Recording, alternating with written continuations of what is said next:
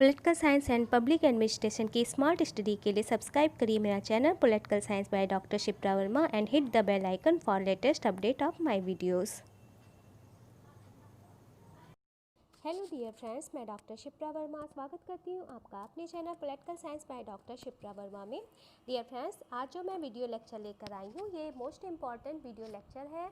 ये UPSC UPPCS exam में जिन्होंने मेंस एग्ज़ाम के लिए ऑप्शनल सब्जेक्ट पीएसआईआर को चूज़ किया है उसका एक मोस्ट इम्पॉर्टेंट टॉपिक है जो कि आपके एग्ज़ाम में पूछे जाने की संभावना है।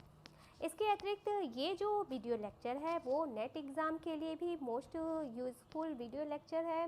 डीएसएसबी पीजीटी एग्ज़ाम के लिए भी एक अत्यंत महत्वपूर्ण वीडियो लेक्चर है। साथ ही साथ school lecture exam, TGT exam और जेएनयू एंट्रेंस एग्ज़ाम के लिए भी एक महत्वपूर्ण लेक्चर है, क्योंकि जब तक हम किसी कॉन्सेप्ट को या टॉपिक को नहीं समझते हैं तब तक हम उस पर आधारित या उस पर दिए गए उस टॉपिक से रिलेटेड क्वेश्चन को सॉल्व नहीं कर सकते हैं। तो सबसे पहले हमें उस कॉन्सेप्ट को समझना बहुत ज़रूरी है। इसलिए जो आज का वीडियो टॉपिक है वो है कौटिल्य के सप्तांग सिद्धांत, मंडल सिद्धांत और खाड़गुण नीति से संबंधित।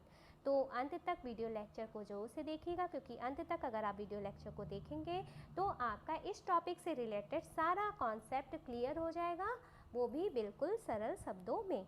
तो चलिए शुरू करते हैं आज का वीडियो लेक्चर। कौटिल्य का सप्तांग सिद्धांत, मंडल सिद्धांत और खाड़गुण नीति। तो सबसे पहले हम समझेंगे कौटिल्य के बारे में।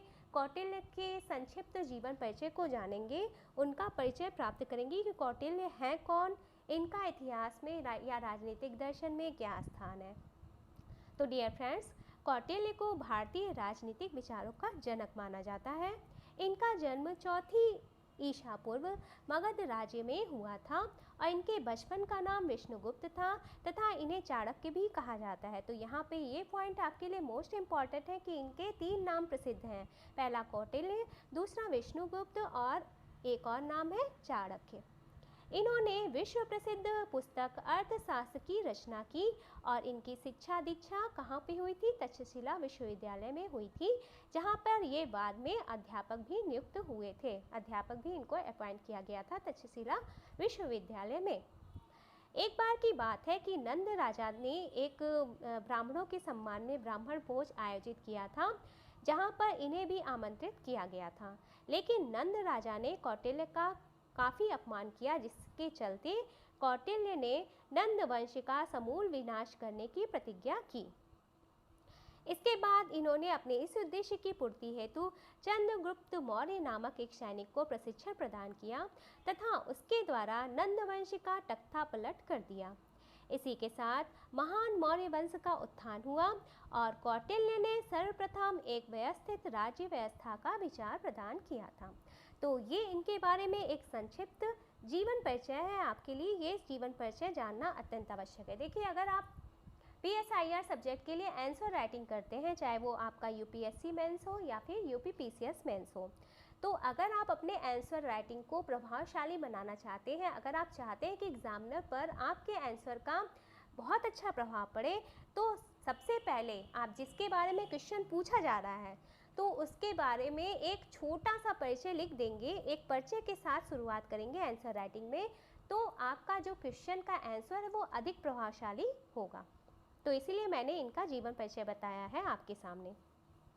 अब देखिए, इन्होंने राज्य की उत्पत्ति का जो सिद्धांत प्रतिपादित किया था वो क्या था? तो इन्होंने राज्य की उत्पत्ति के समझौतावादी सिद्धांत को प्रस्तुत किया था और इनका यह कहना था कि राज्य में पहले कैसा न्याय था? मत्स्य न्याय था। यानी एक बड़ी मछली, जिस प्रकार से मत्स्य न्याय का अर्थ क्या होता है? जिस प्रकार से एक बड़ी मछली छोटी या अपने से कमज़ोर मछली को खा जाती है, उसी प्रकार से राज्य की में भी अराजकता की व्यवस्था थी। यानी जो शक्तिशाली लोग थे वो दुर्बल लोगों का दमन करते थे, उन पर आधिपत्य स्थापित कर लेते थे और जिससे कि समाज में क्या था? अव्यवस्था व्याप्त थी या अराजकता की व्यवस्था व्याप्त थी, जिससे तंग आकर लोगों ने मनु को अपना राजा चुना तथा राज्य के लोगों ने मनु को कर के रूप में अपने अनाज का 6वां भाग, व्यापार का 10वां भाग, तथा पशु व्यापार लाभ का 50वां भाग देने का वचन दिया। तो आपके लिए ये पॉइंट भी मोस्ट इम्पॉर्टेंट है कि कौटिल्य ने जो राज्य की उत्पत्ति का जो सिद्धांत बताया है उसके अंतर्गत उन्होंने किसे अपना प्रजा ने किसे अपना राजा चुना। प्रजा ने राजा को कर के रूप में उपज का कितना भाग, ये व्यापार का कितना भाग और पशु व्यापार लाभ का कितना भाग देने का वचन दिया। तो ये सारे पॉइंट्स भी आपके लिए मोस्ट इम्पॉर्टेंट है। तो उपज का या अनाज का 6ठा भाग दिया, व्यापार का 10वां भाग देने का वचन दिया और पशु व्यापार लाभ का 50वां भाग देने का वचन दिया। ठीक है, तो वीडियो लेक्चर को बिल्कुल ध्यान से सुनते जाइए, आपका सारा कॉन्सेप्ट इस वीडियो लेक्चर को सुनकर एकदम क्लियर हो जाएगा और आप लोग इस टॉपिक से रिलेटेड चाहे वो MCQs हो, ठीक है, चाहे आपकी आंसर राइटिंग हो, आप लोग ईजिली इस वीडियो लेक्चर को सुनकर ईजिली अपने सारे कॉन्सेप्ट को क्लियर कर सकते हैं और सारे सवालों के जवाब भी ईजिली दे सकते हैं। अब आ जाते हैं सप्तांग सिद्धांत के अंतर्गत। सप्तांग सिद्धांत क्या है जो कौटिल्य ने प्रस्तुत किया था।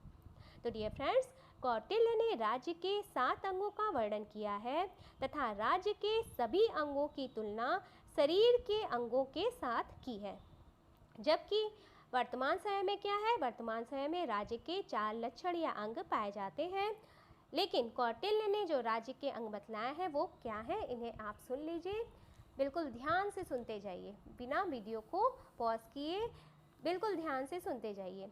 तो राज्य का पहला अंग था राजा या स्वामी। तो कौटिल्य ने राजा को राज्य का केंद्र व अभिन्न अंग माना है तथा उन्होंने राजा की तुलना शीर्ष से की है, शीर्ष यानी सर से की है, हेड से की है। उनका मानना है कि राजा को दूरदर्शी, आत्मसंयमी, कुलीन, स्वस्थ तथा बौद्धिक गुणों से संपन्न तथा महावीर होना चाहिए। वे राजा को कल्याणकारी तथा जनता के प्रति उत्तरदायी होने की सलाह देते हैं, क्योंकि उनके अनुसार राजा कर्तव्यों से बंधा हुआ होता है। हालांकि वे राजा को सर्वोपरि मानते हैं, लेकिन राजा को कभी भी निरंकुश शक्तियां देने के पक्ष में नहीं हैं।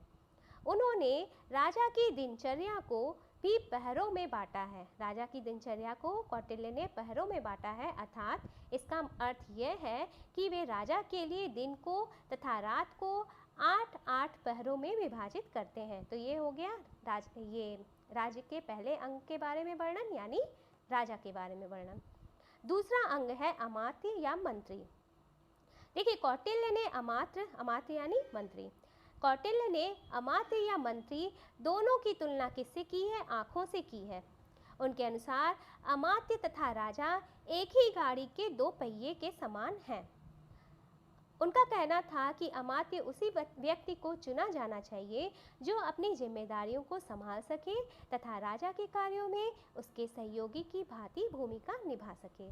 अब जो राज्य के तीसरे अंग के बारे में बात हो रही है वो है जनपद। तो कौटिल्य ने इसकी तुलना किससे की थी, पैरों से की थी। और जनपद का अर्थ है जनयुक्त भूमि। जनयुक्त भूमि मतलब कौटिल्य ने जनसंख्या तथा भूभाग दोनों को ही जनपद माना है और इसके अंतर्गत इन्होंने 10 गांवों के समूह में संग्रहण, 200 गांवों के समूह के बीच सार्वत्रिक, 400 गांवों के समूह के बीच एक द्रोणमुख तथा 800 गांवों में एक स्थानीय अधिकारी की नियुक्ति करने की बात की है। तो ये सारे पॉइंट्स भी आपके लिए मोस्ट इम्पॉर्टेंट है कि 10 गांवों के समूह में किसकी नियुक्ति की बात की कौटिल्य ने, संग्रहण की। 200 गांवों में के समूह के बीच किसकी नियुक्ति की बात की कौटिल्य ने, सार्वत्रिक की। 400 गांवों के समूह के बीच किसकी नियुक्ति करने की बात की कौटिल्य ने, द्रोणमुख नामक अधिकारी की। तथा 800 गांवों में एक स्थानीय अधिकारी की, स्थानीय नामक अधिकारी की नियुक्ति करने की बात की। तो ये है राज्य का तीसरा अंग जनपद। चौथा अंग है दुर्ग। तो कौटिल्य ने दुर्ग की तुलना किससे की है, बाहों से या भुजाओं से की है तथा उन्होंने इसके अंतर्गत 4 प्रकार के दुर्गों की चर्चा की है, जिसमें से पहला दुर्ग है औदिक दुर्ग, जिसके चारों तरफ पानी हो। दूसरा दुर्ग है पार्वत दुर्ग, जिसके चारों ओर चट्टानें हो। तीसरा दुर्ग है धानवर्ण दुर्ग, जिसके चारों ओर ऊसर भूमि हो। और चौथा दुर्ग है वन दुर्ग, जिसके चारों ओर वन तथा जंगल हो। तो 4 प्रकार के दुर्ग हो गए ना, औदिक दुर्ग, पार्वत दुर्ग, धानवन दुर्ग और वन दुर्ग। वन दुर्ग देखिए आपको वन से याद हो जाएगा, वन का है ये ट्रिक कि इसके चारों ओर वन है। धानवन का है कि आप इससे समझ लीजिए धानवन अन्न, ठीक है, ऊसर भूमि हो, और पार्वत मतलब जिसके चारों तरफ पर्वत हो, और दिक जिसके चारों ओर जल हो। देखिए अब कोस, पांचवा अंग कौन सा था राज्य का, वो था कोस। कोस क्या है, इसकी तुलना किससे की है कौटिल्य ने, मुख से की है। उन्होंने कोस को राज्य का मुख्य अंग इसलिए माना है क्योंकि इनके अनुसार कोस के द्वारा ही कोई राज्य वृद्धि कर सकता है तथा शक्तिशाली बने रहने के लिए कोश के द्वारा ही अपने सेना का भरण पोषण किया जा सकता है। इसके लिए उन्होंने कोश की वृद्धि का मार्ग भी सुझाया है, और कोश की वृद्धि का मार्ग उन्होंने क्या बताया है, करारोपण को। और करारोपण के रूप में प्रजा अपनी अनाज का 6वां भाग देगी राजा को, अपने व्यापार का 10वां भाग देगी तथा पशु व्यापार या पशुधन के लाभ का 50वां भाग राजा को कर के रूप में अदा करेगी, जिससे कि कोश में वृद्धि हो सकेगी। राज्य का जो 6वां अंग है वो है दंड या सेना। दंड को ही सेना कहा जाता है। इसकी तुलना कौटिल्य ने मस्तिष्क से की है। दंड या सेना की तुलना कौटिल्य ने मस्तिष्क से की है, और उन्होंने सेना के 4 प्रकार बतलाए हैं। कौटिल्य ने सेना के भी 4 प्रकार बतलाए हैं। कौन कौन से सेना है, हस्ती सेना, अश्वसेना, रथ सेना तथा पैदल सेना। कौटिल्य के अनुसार सेना ऐसी होनी चाहिए जो साहसी हो, बलशाली हो तथा जिसके हर सैनिक के हृदय में देश प्रेम की भावना भरी हो तथा वीर गति को प्राप्त हो जाने पर जिसके परिवार को उस पर अभिमान हो। तो ये राज्य का 6वां अंग था, दंड या सेना। अब 7वां अंग क्या है, मित्र। मित्र को कौटिल्य ने कान से कहा है, मतलब मित्र की तुलना कौटिल्य ने शरीर के अंग कान से की है। उनके अनुसार राज्य की उन्नति के लिए तथा विपत्ति के समय सहायता के लिए राजा को मित्रों की आवश्यकता होती है, इसलिए ये अंग अत्यंत महत्वपूर्ण है राज्य के लिए।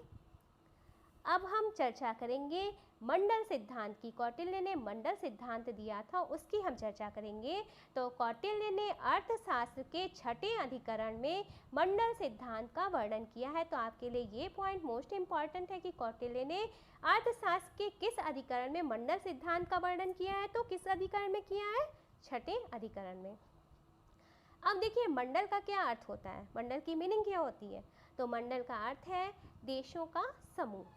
उन्होंने मंडल में 12 प्रकार के देशों का वर्णन किया है। ये 12 प्रकार के देश कौन कौन से, इसे भी ध्यान से सुनिएगा, चाहे तो आप लोग इसे नोट डाउन भी कर सकते हैं क्योंकि ये मोस्ट इम्पॉर्टेंट फैक्ट है। ये अक्सर क्वेश्चन के रूप में पूछा जाता है कि मंडल सिद्धांत के अंतर्गत कौटिल्य ने जो 12 प्रकार के देशों का वर्णन किया है वो कौन कौन से हैं। ठीक है, तो जो पहला देश है वो है विजिकिशु, दूसरा है अरि, तीसरा है अरिमित्र, चौथा है मित्र मित्र, 5वां है अरिमित्र मित्र, 6ठा है पाशीग्राह, 7वां है आक्रांद, 8वां है पाशीग्राहाशार, 9वां है आकांदसार, मध्यमा तथा उदासीन देश। तो ये कितने 12 देशों का समूह हो गया। ठीक है, तो उन्होंने मंडल के इन सभी देशों के तथा एक दूसरे के साथ संबंधों को ही मंडल सिद्धांत का नाम दिया है। अब देखिए खाड़ीगुण नीति के बारे में हम जान लेंगे कि खाड़ीगुण नीति क्या है। तो कौटिल्य ने राजा के परराष्ट्रीय संबंधों के लिए खाड़ीगुण नीति सुझाई है। यानी कौटिल्य ने कहा था कि परराष्ट्रीय संबंध यानी विदेश नीति, ठीक है, इससे समझिए विदेश नीति से संबंधित है कौटिल्य द्वारा प्रतिपादित किया गया खाड़ीगुण नीति। तो कौटिल्य ने राजा के परराष्ट्रीय संबंधों के लिए खाड़ीगुण नीति समझाई है या सुझाई है। खाड़ीगुण नीति इसलिए कहा जा रहा है क्योंकि इसमें 6 प्रकार के नीतियों का वर्णन किया है, इसलिए इसे खाड़ीगुण नीति कहा जाता है, जिसके अनुसार राजा को या राज्य को दूसरे देशों के साथ अपने संबंध किस परिस्थिति में कैसे रखने चाहिए यह बतलाया गया है। और उन्होंने परराष्ट्रीय अंतर्राष्ट्रीय संबंधों के 6 प्रकार बतलाए हैं। पहला है संधि, दूसरा है विग्रह, तीसरा है यान, चौथा है आसन, 5वां है संश्रय और 6ठा है द्वैधी भाव। संधि का अर्थ क्या है, 2 देशों में परस्पर संबंध स्थापित करना। विग्रह का अर्थ है कि 2 देशों के मध्य संबंध को समाप्त करना। यान का अर्थ होता है आक्रमण करना, आसन का अर्थ होता है मौन रखना, संशय का अर्थ होता है दूसरों के आश्रय में स्वयं को समर्पित करना, और द्वैधी भाव का अर्थ होता है एक राज्य की दूसरे राज्य से संधि कराना। तो ये है कौटिल्य की खाड़ीगुण नीति। देखिए, कौटिल्य ने राज्य के लिए गुप्तचरों की व्यवस्था का वर्णन किया है और उन्होंने 9 प्रकार के गुप्तचर बतलाए हैं।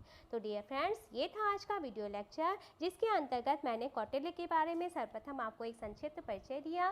उसके बाद उन्होंने राज्य की उत्पत्ति का क्या सिद्धांत बतलाया था, इसके बारे में बताया। इसके बाद मैंने आपका सप्तांग सिद्धांत बताया और बिल्कुल सरल शब्दों में। फिर मंडल सिद्धांत के बारे में आपको बताया, खाड़ीगुण नीति के बारे में बताया। देखिए, जब आप इस टॉपिक का अक्सर पूछा जाता है क्वेश्चन की कौटिल्य के मंडल सिद्धांत का वर्णन कीजिए, टिप्पणी लिखने के लिए आ सकता है। मेंस की आंसर राइटिंग की बात कर रही हूँ मैं, खाड़ीगुण नीति की बात की जाती है। तो आप लोग देखिए, आप लोग सिंपल शब्दों में बिल्कुल टू डी पॉइंट आंसर देने की कोशिश किया करिए, और बिल्कुल जब अपनी भाषा में आप लोग आंसर राइटिंग करेंगे ना, तो आपका आंसर ज़्यादा इफेक्टिव होगा। तो आशा करती हूँ आपको आज का वीडियो लेक्चर पसंद आया होगा। अगर आपको किसी टॉपिक पे वीडियो लेक्चर चाहिए जो कि पॉलिटिकल साइंस, PSIR सब्जेक्ट्स के किसी भी टॉपिक से रिलेटेड हो, जिसमें आपको डाउट हो, जिसका आप चाहते हैं कि आप बिल्कुल ईजी शब्दों में इसका वीडियो लेक्चर चाहते हैं, तो आप लोग इस वीडियो के कमेंट में अपने टॉपिक को कमेंट कर सकते हैं। कोई क्वेरी हो तो आप कमेंट कर सकते हैं। अगर आपको ये वीडियो लेक्चर पसंद आ रहा है तो अपनी तरह नेट JRF की तैयारी करने वाले, स्कूल लेक्चरर की तैयारी करने वाले स्टूडेंट में, या फिर DSSC PGT एग्ज़ाम की तैयारी करने वाले स्टूडेंट्स में, PSIR आंसर राइटिंग के लिए जिन्होंने मेंस एग्ज़ाम के लिए PSIR सब्जेक्ट को चूज़ किया, ऐसे स्टूडेंट्स में मेरे इन वीडियो लेक्चर्स को आप शेयर कर सकते हैं। अगर आपको ये वीडियो लेक्चर पसंद आया तो इसे अधिक से अधिक लाइक करके मुझे मोटिवेट जरूर से करिएगा। इस वीडियो को ज़्यादा से ज़्यादा शेयर करिएगा, व्हाट्सएप ग्रुप के माध्यम से, फेसबुक ग्रुप के माध्यम से, टेलीग्राम ग्रुप के माध्यम से अपने दोस्तों में ज़रूर से शेयर करिएगा, और मेरे इस प्रयत्न में अपना सहयोग जरूर से प्रदान करिएगा।